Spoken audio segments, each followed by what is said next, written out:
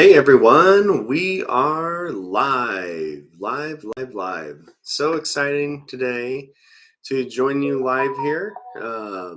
Really looking forward to just chatting for a little while this evening and going over what's going on new with Reese Life, Dad Life, and Dad Life Fishing Adventures as we're going through this winter fishing season, the beginning of winter fishing time. So really excited about that, excited about what we can get done here, um, but what's going to be going on here. So let's see what's going to go on today, kind of jump into it here. So really wanted to talk a little bit about the um, about what's going on, what's some of the new stuff that we're doing, what are some of the new items that we're working on, preparing, and working through our way through the winter season. So, winter fishing, we've hit the ball rolling on that. Looking at downsizing, slowing down, thinking through the whole 9 yards. What can we do to improve what we do with winter fishing? So that is, hey Chris, how are you doing? Yes, it's live on YouTube. So if you want to join there, that's fine. Or stay along with us on Facebook as well. So we're live on both today. Thanks for jumping in. Hey, White Whale Fishing, how are we doing today? Good evening, good evening. Yeah, so today I'm just wanting to talk a little bit about what we're doing winter fishing wise, how we're gearing up for hard water season. That's coming up next. So that's going to be very interesting. So let's just jump into a couple things that we got going on right now. Some of the cool stuff. So first off, we something for way past this time into next year. We got we were reached out to by Truscend. They're the makers of the Revenge Plopper and the Jointed Swimmer. Think that so they graciously donated these to us to try. So sometime next year, when the time is right, we're going to be busting out these Revenge Ploppers. And these are discount whopper ploppers, basically. And then these jointed baits, they're really cool looking. I don't know if you can see that. This is a very jointed bait system. Yeah, they're all up on Amazon. You can definitely see those and see the Revenge Plopper. It has two blades. It's really hard to see in the package, but there's two blades instead of one, like on a whopper plopper. Something cool. We're going to try them out. If they work, that saves a lot of money. So that's definitely something for us to take a look at. Another thing that we're really excited about for next year, and Chris, you can vouch for this. Our ultimate search bait for smallmouth bass or anything in a creek and river is the awesome Mepps Aglia inline spinner, and definitely Reese has fallen in love with them. So we picked up a couple. We picked up a Fire Tiger, back to our classic white color that we like. So those are going to be on our repertoire for next year. But one really cool thing that we got. So if you've watched our live streams before, video quality is going to be a lot better. Hopefully audio quality is a lot better. Because we did upgrade to a Logitech Brio webcam. So we're going to be doing a lot more lives on the channel. I think it's a great way to connect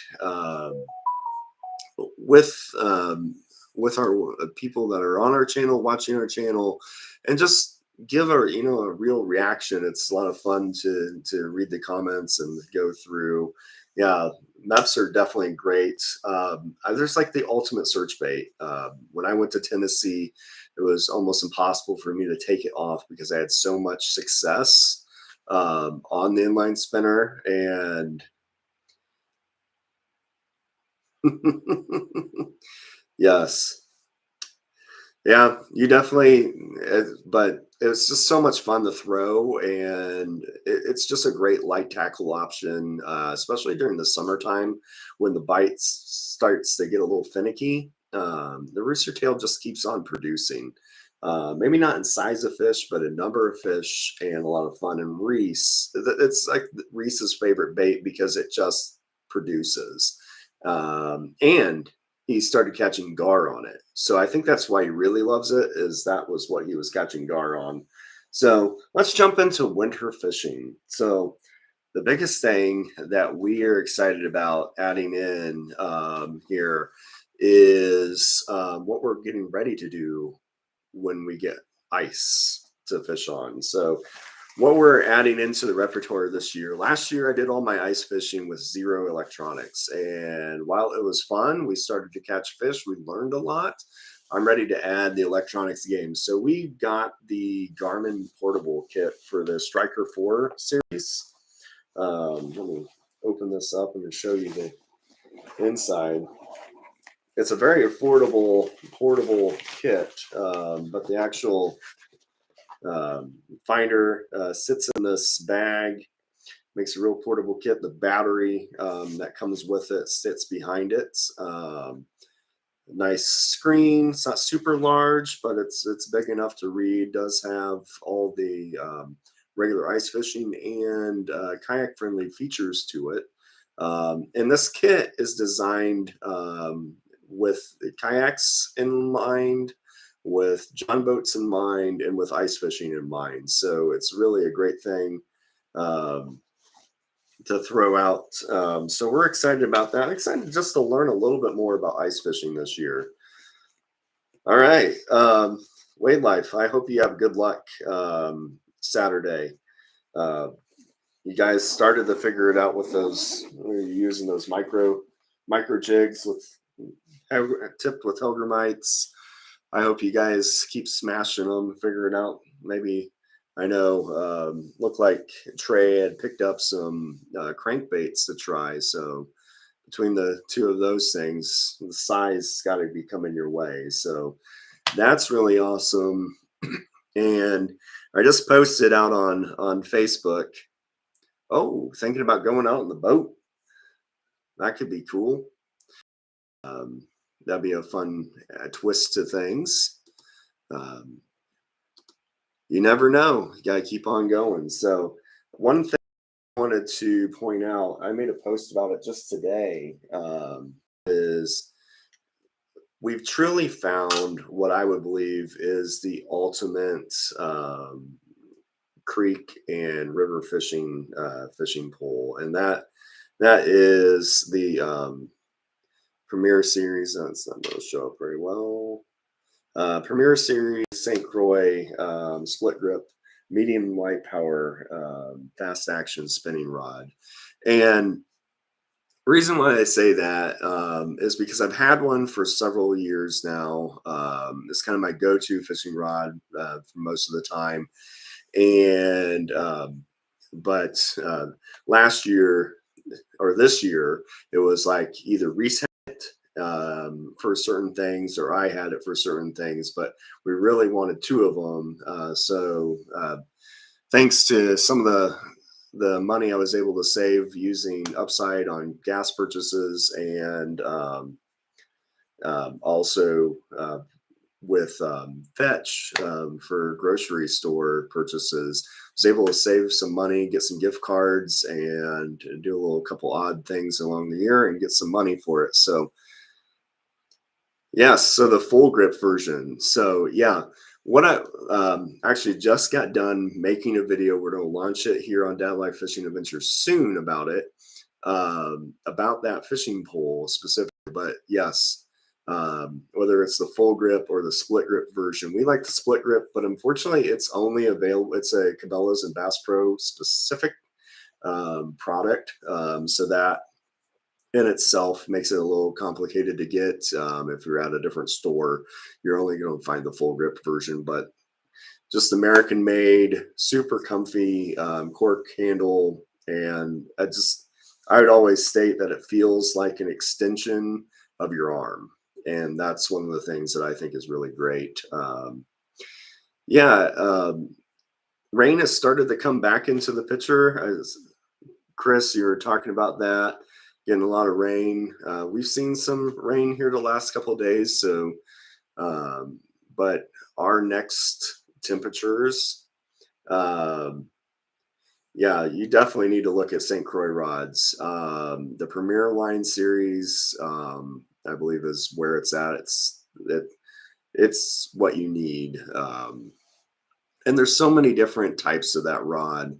We like the medium light. I've always been a medium light power fan when fishing, just because I feel like I can go between micro fishing and big bass fishing with one rod, and feel like I've got something for everything. And so it definitely is something that's really cool there.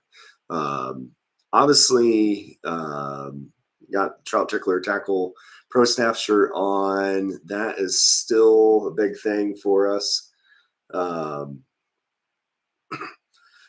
Chris, you said big money. I agree. St. Croix rods are expensive, but it's all about the comfort with that rod.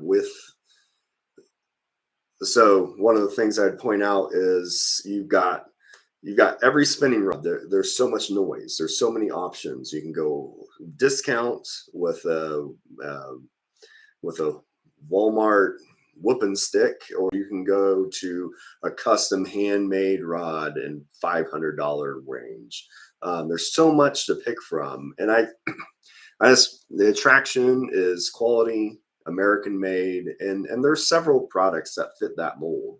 But when you pick it up, it just feels right in your hand, and that to me is a big piece of it. So that's why I think the St. Croix rod is such a big piece, because it feels like it's meant to be. Feels like you really want to be holding it and throwing it.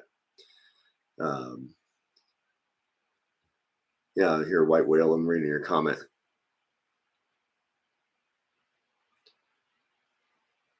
That's awesome, dude. Caught an 18-incher. Yeah, so you got all the rain that we did, maybe a little bit more of it.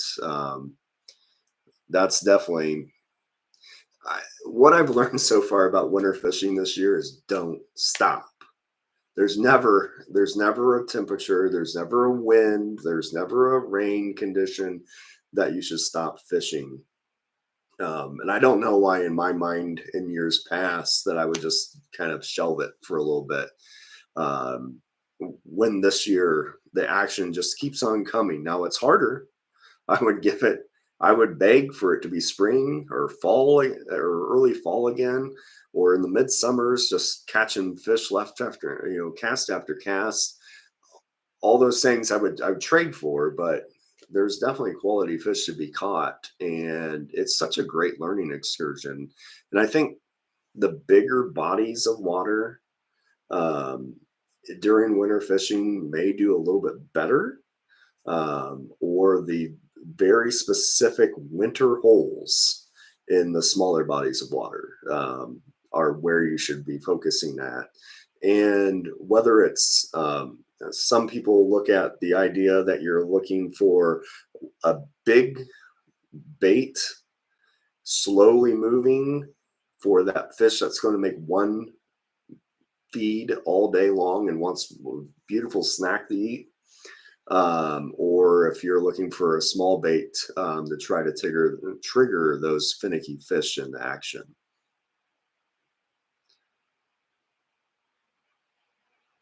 Yeah, so we're definitely expecting Friday for us is the last day. So tomorrow is going to be the last day it touches above freezing, according to the 10-day.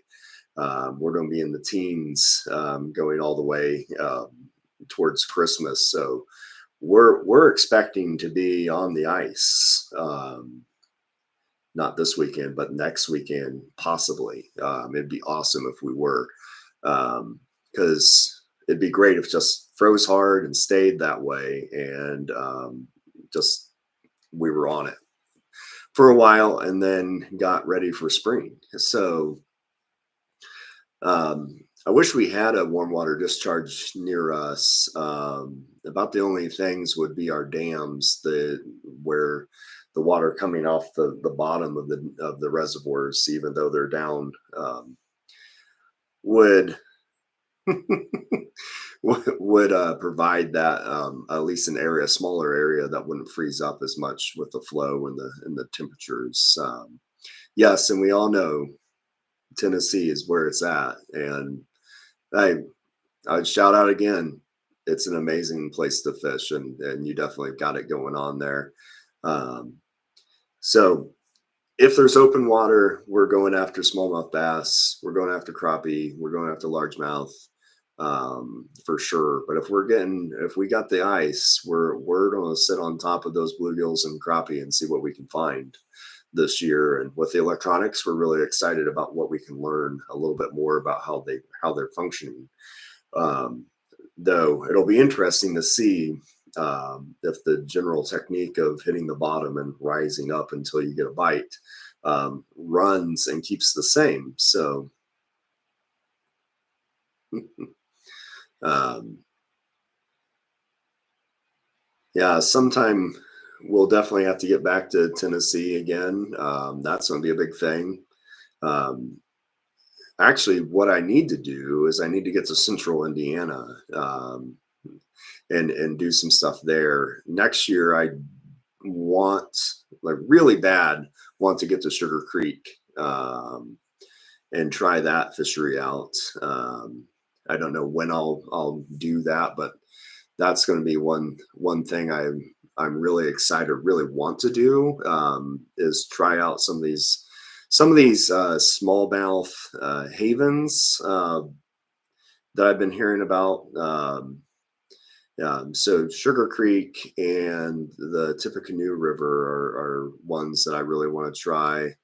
Um, there's the kayak bass angling tournaments. I'm not sure if I'm going to do or not. I'm definitely going to be doing a lot of Shane Flint Outdoors online tournaments next year. But if I do jump and try something, I think we'll be hitting the Tippecanoe River, series there, or the White River series. I don't know. Tippecanoe sounds really awesome. I don't know if you follow on Facebook, the Sugar Creek Guide Service, guy. That guy catches fish, um, all the time for his clients. He's a fly fisherman, and he hits the Tippecanoe and he hits Sugar Creek, and um, I want. Part of me says, yeah, yeah, Chad. That guy is on fire. That guy must know those bodies of water better than anybody else, because he's just like, oh yeah, today I sent him out and I, like, all of his clients catch 20-inch smallmouth like all the time. I mean, his pictures are phenomenal. So I want to go there and see what's going on. Definitely something to do. So maybe we'll hook up sometime and, get out there. I want to get down and fish with Greg, the puddle walkers, sometime on some of his stuff off of the White River area, and just see where it's at, and just continue to do what we've been doing. We've now got two creeks and two river sections near us, that we have a lot more confidence in, after this last year, and really want to explore that more, um, and keep on going there. So, matter of fact, we scouted an awesome stretch to kayak fish,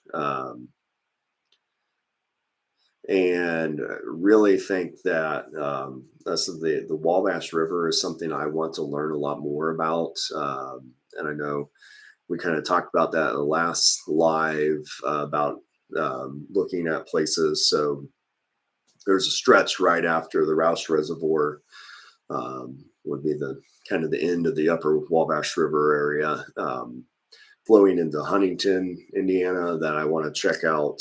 Definitely want to kayak. So that's going to be a big thing. I mean, next year we're going to be trying out a lot of cool stuff from Trout Tickler Tackle. New things. So right now we've got most of the stuff that they have for sale now, but we're actually going to be kind of pushing the envelope and seeing where we can go with their baits. Um, Definitely cool. There's so much cool things going on with everything with the YouTube fishing family. I think that's so me. It's just so much fun. And I don't know, closing up a year and getting ready for next year is always a great time. But last year, a good friend of mine, an older gentleman, took me under my wing and taught me about ice fishing. Gave me confidence to go out and do it. So this year I've been like waiting for, it's kind of crazy. Like you sit there and be like, oh, it's going to be the spring smallmouth bite. Get it done. Oh, I can't wait. You know, June's going to hit and we're going to do this. And summertime's going to hit. We're going to do this. Fall's going to hit and we're going to get topwater action. We had the topwater challenge and start working our way through that. And now it's like, I wanted to get ice so I can get back out there. I want to use the electronics. I want to do these things. I want to start to work through that. And I think that's just a great thing. And something that we definitely got to try to do is keep on learning and keep on growing. And I think that's something that we all need to work on is just I've only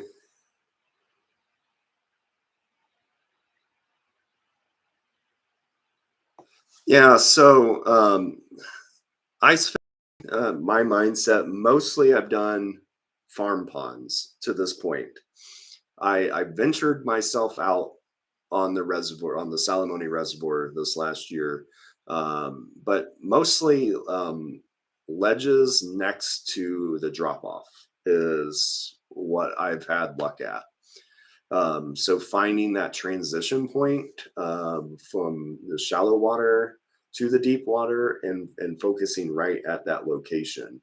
Um, One of the things I noticed ice fishing last year, and I really want to learn more with electronics and really see it. Um, you just have to embrace it. It's like, I don't know, people that ice fish, like, and they love ice fishing, and you'll see them come out of the woodwork when it starts to freeze up. It is like a completely different type of fishing.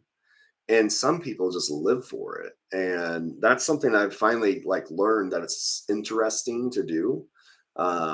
Is that you can sit on a bucket or drill a hole and stay on that hole or move between 3 or 4 holes and just try different things and see what you can happen.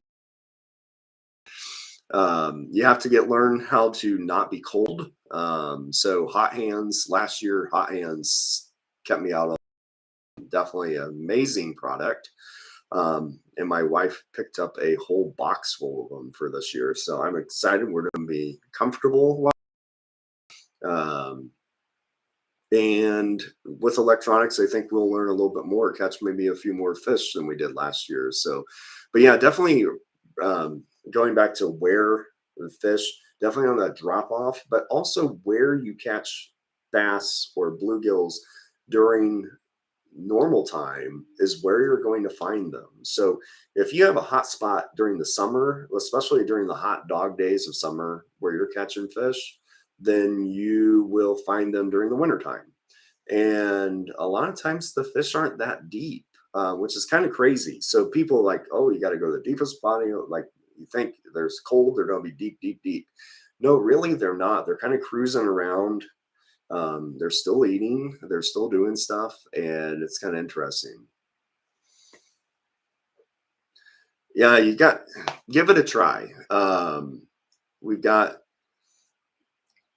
one thing that's really great. If you have a hand auger, you can buy this really cool bit. We did a video on it on Dad Life Fishing Adventures that you can add it in a power drill, and you can save a lot of time punching holes. Not much money. You don't have to buy a $300, $400, $500 electric or gas powered auger to make your time. And but it's fun, it's different, and it gives you something to do when it's dang cold out and you want to fish, you want to catch something. And you know, when you hook into a bluegill, even the smallest, your ice fishing, it just feels good. It just feels like you're connected. And last year and the year before, both times we've accidentally caught big bass through the ice, which is a lot of fun because you'll be like, oh, little bluegill, ooh, and then the rod bends over and you're like, oh my gosh, what is this? You're trying to pull up a decent 15-inch, 16-inch bass, and that's a lot of fun through the ice. Um, I don't know, last year, right at the end of the season, and we should have got it earlier, got a tip up. So that'll help us. People have even said that you can catch catfish through the ice. I really want to like catch a little bluegill and put it out there, put it on the tip up and see what happens. Do a giant catfish eat it? Matter lugging a giant catfish through a hole in the ice would be a blast, or just big bass in general. Yeah, so ice fishing poles are really short. I wish I had one. I um, got one for Reese this year, so he'll have one. But it's just you sit on a bucket, or you sit on your knees, or stand up and just sit there and work your magic. And I just had an old, like I said earlier, I had an older gentleman just really kind of teach me the safety tips, teach me about how to fish. Watched a couple videos. If you don't have electronics, the simple task of ice fishing is fairly straightforward. You drop your bait to the bottom, you bounce it on the bottom a couple of times, and then you slowly, and I mean very slowly, lift it off the bottom and just keep on lifting. And then do the same thing again. Drop it down, bounce it off the bottom a couple of times, and rub it up. No, it is the same. Matter of fact, speaking of ice fishing line, I got, this year I bought some because I wanted to replace the line that was on the reels, but it's this one doesn't even have its sticker on it anymore. I don't like when they ship stuff with silly stickers on it, but I got this IceX Seagar brand line, but it is a fluorocarbon product. And this is a 6-pound test. You can see it there, but it's really a perfect little thing. So if you want to jump in, but the rod and reel combination that I like to use is a real cheap one. It's a one that you can pick up at Walmart. It's called the Beaver Dam. Is the company name, and it's just a real light action tip. You can feel the very littlest of bites, which is what ice fishing is all about. The bites are super little, so you want a rod that's almost like not physical at the end, so you can see it go dunk, and then you set the hook. And yeah, hey, thanks, Chris. Hope that you have a good luck this weekend out there fishing. Thanks for stopping by and talking for a little bit. So good luck, good luck, good luck. We're going to be wrapping up here too, but and thanks for checking out. Again, we're going to be trying out some stuff next year. We got Trout Tickler Tackle. Remember, right now, if you jump on their Facebook page, they are doing a giveaway for their Panfish Party Pack, and they are doing a sale right now. And if not, we'll put in the description and keep going there and get a discount on that. So, oh yeah, in 24, you can come and visit the bait shop I open. So you're opening a bait shop in 2024. That's going to be pretty awesome if you get that done. No, would love to get back down the Tennessee. Definitely like to get with you sometime. Central Indiana too. See what we can do next year. Just really want to spread the wings out and fly a little bit in different places. Every time we explore something new, it's been a very good thing for us. So it'll be awesome. So With that, hey, I'm going to be signing off. Thanks for joining us today. And hey, keep up the good work because I like what's coming out of your channels. And we'll see you next time out on the water. Peace.